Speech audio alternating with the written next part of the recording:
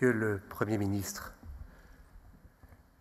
mon cher Édouard, Mesdames, Messieurs, en vos grades et qualités, toutes et tous membres de l'écosystème de la sécurité. Et spéciale dédicace pour mes chers collègues de Sciences Po Paris et mes très chers grands anciens, mes chers frères d'armes sénégalais. Chers amis, je prends un peu de temps pour vous regarder tous, qui êtes aujourd'hui plusieurs centaines. Et si je prends ce temps, c'est que vous êtes importants. Vous êtes importants à mes yeux, bien sûr, mais aussi aux yeux de vos collaborateurs et de vos collègues.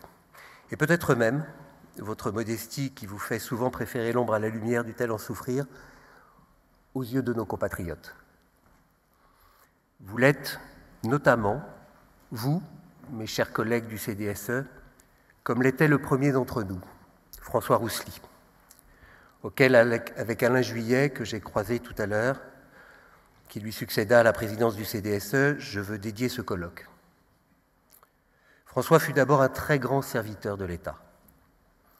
Nous sommes ainsi quelques-uns à nous souvenir de lui comme directeur général de la police nationale. Mais il fut aussi un grand capitaine d'industrie, comme secrétaire général de la SNCF où j'eus l'honneur de lui succéder, mais encore et surtout à EDF, à un moment de l'histoire de notre pays où la politique énergétique ne se décidait pas à l'aune des échéances électorales. Il fut aussi un grand homme de conviction. Et si nous ne partagions pas toujours certaines nuances de rose et de bleu, nous nous retrouvions toujours sur l'essentiel, comme vous, la France. François Roussely était généreux, il était passionné, comme l'était certainement aussi le professeur Samuel Paty, mon camarade d'Olo, le colonel Arnaud Beltrame, et le brigadier chef Arnaud Jugelet, dont j'ai fait la promesse sacrée de rappeler la mémoire à chacun de nos colloques annuels, car chacun a sa place, maître d'école, gendarme, policiers et soldats. Ils incarnent notre pays où la République doit être partout chez elle pour garantir les valeurs de liberté, d'égalité et de fraternité. Mais, contrairement à ce que disent certains quand ils veulent maladroitement flatter les extrêmes, la sécurité n'est pas une valeur, et encore moins la première des libertés. La sécurité, dont à votre place, vous portez chaque jour un peu de la responsabilité, n'est en effet ni une valeur, ni une liberté première, mais plutôt le moyen de les défendre toutes. Raison pour laquelle je suis heureux de vous accueillir ce matin, car à l'instar de Roussely, de Paty, de Beltrame et de Jugelet, vous incarnez cette sécurité dont vous êtes les professionnels engagés, éclairés, généreux et passionnés. À ce titre, vous êtes toutes et tous des femmes et des hommes de paix. Mais chaque jour, vous faites métier de déjouer les pièges des uns, les contrebandes des autres, les menaces de certains, les agressions des méchants, déjouant les règles de droit les plus perverses, mais aussi les rumeurs des malfaisants, car la première victime d'une guerre est toujours la liberté, et toujours la vérité. Vous le faites souvent dans l'ombre, vous appuyant sur les technologies les plus sophistiquées et les collaborateurs les plus efficaces, au service de vos collègues, au service de vos clients, de vos marques, de vos savoir-faire et de vos entreprises. Vous êtes donc bien des femmes et des hommes de paix, mais pour la garantir, vous vous préparez souvent à lutter et à engager le combat.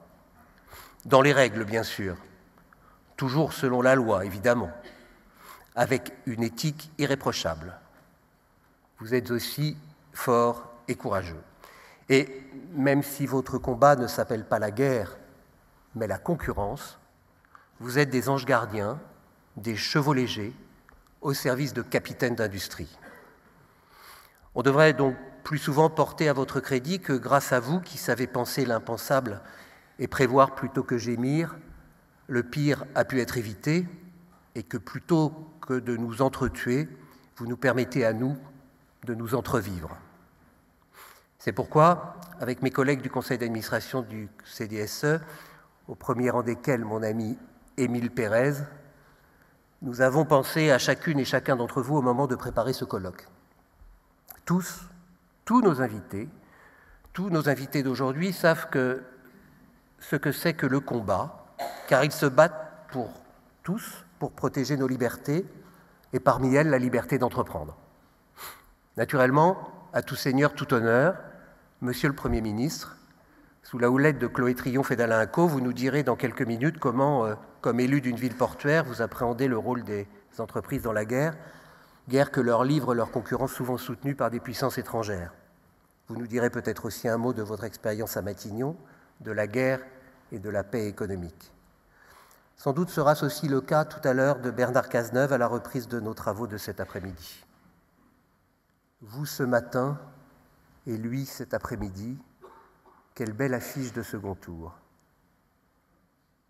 Ensuite, nous aurons le plaisir d'accueillir le président nouvellement élu du MEDEF, mon ami Patrick Martin. Et puis, tout au long de cette journée, nous entrelarderons, à la suite du préfet Pascal Mayos, dont les propos publics sont rares en tant que coordinateur national du renseignement, à la fois des responsables de services de renseignement du premier cercle, qui ont tous accepté de nous rejoindre sans perruque ni faux nez, sauf peut-être l'un d'entre eux dont nous ne sommes pas autorisés à dire le nom pour respecter la loi qu'il protège.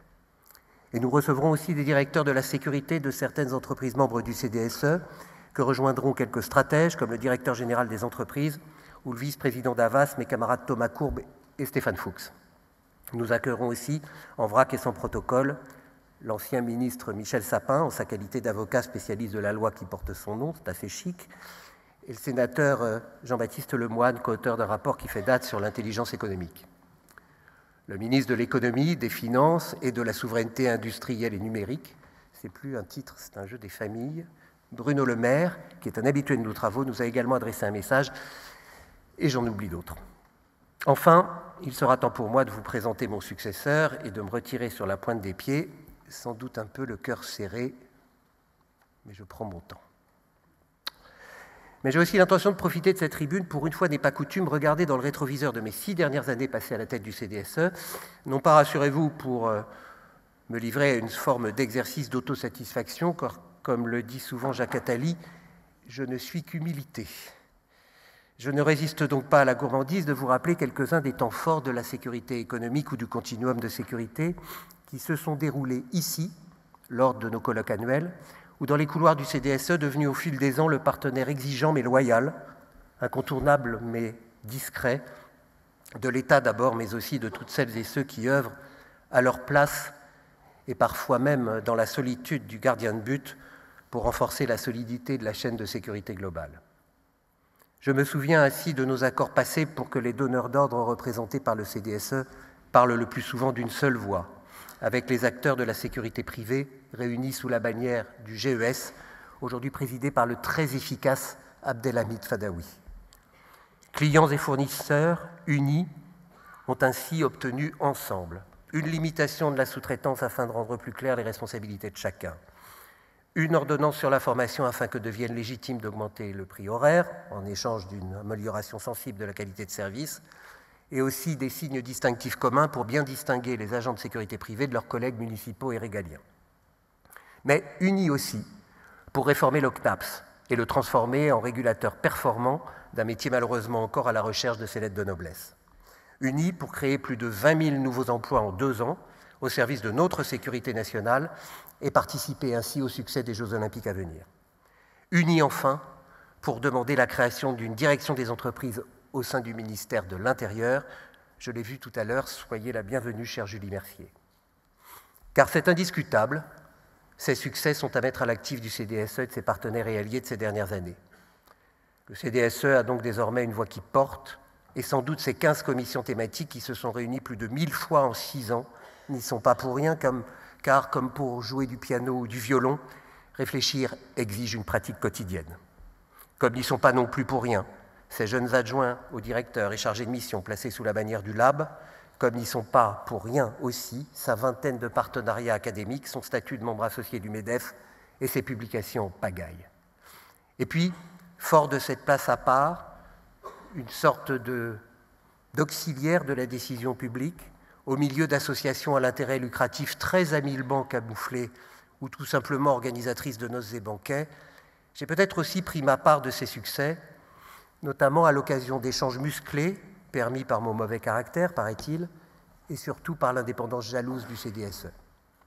Certains se rappelleront ici mon insistance à sortir du déni que consiste à ne compter que sur la sécurité privée, la police et la gendarmerie nationale pour assurer la sécurité des jeux.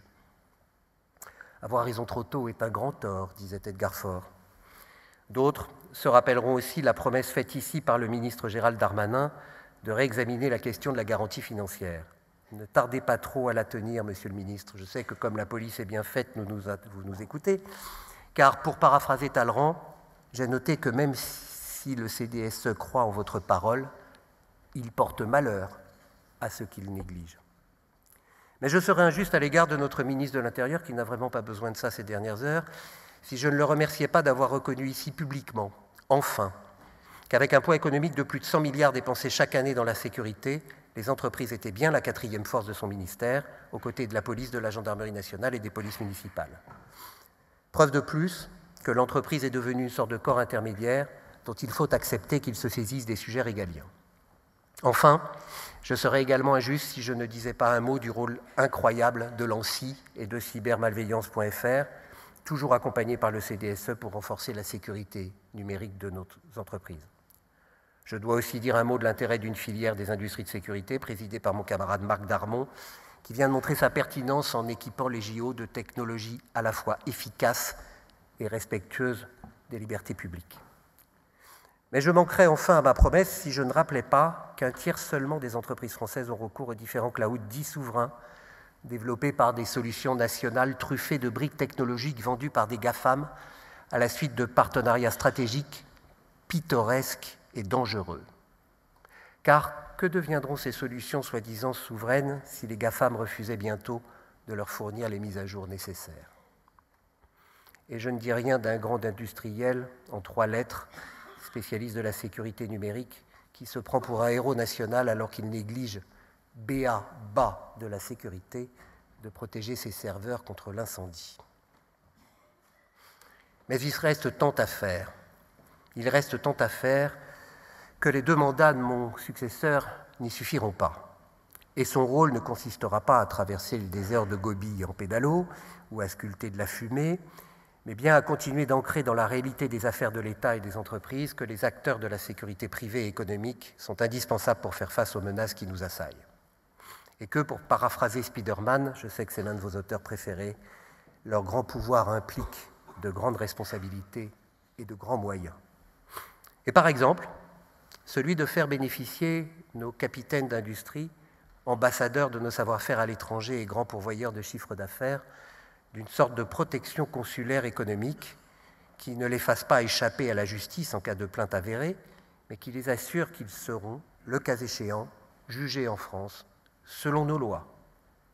Cette idée avait séduit Jean-Yves Le Drian, alors ministre des Affaires étrangères, mais sa délicate mise en œuvre prendra sans doute encore quelque temps.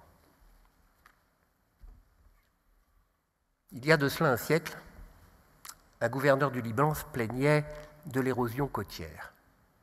À ce rythme-là, disait-il, le Liban partira dans la mer et dans les eaux de la Méditerranée. Un jeune ingénieur agronome lui suggéra donc de planter 1 million de cèdres, dont les racines auraient permis justement d'arrimer les terres du Liban à son continent. « Vous n'y pensez pas ?» lui répondit un inspecteur des finances à courte vue. Est-ce que c'est un pléonasme? Je ne sais pas. Il nous faudrait 20 ans pour planter 1 million de cèdres. 20 ans, lui répondit le gouverneur, c'est parfait. Raison de plus pour commencer tout de suite. Alors, puisque mon mandat se termine bientôt et que le boulot qui attend mon ami Cédric Lewandowski est immense, raison de plus pour commencer tout de suite ce 26e colloque annuel du CDSE, que je déclare donc ouvert, et, si vous l'acceptez, sous vos applaudissements destinés surtout à l'équipe permanente du CDSE, Anne Giron et Marc-Antoine Mindler, qui nous ont concocté ce beau colloque, j'appelle à me rejoindre sur scène M. Édouard Philippe.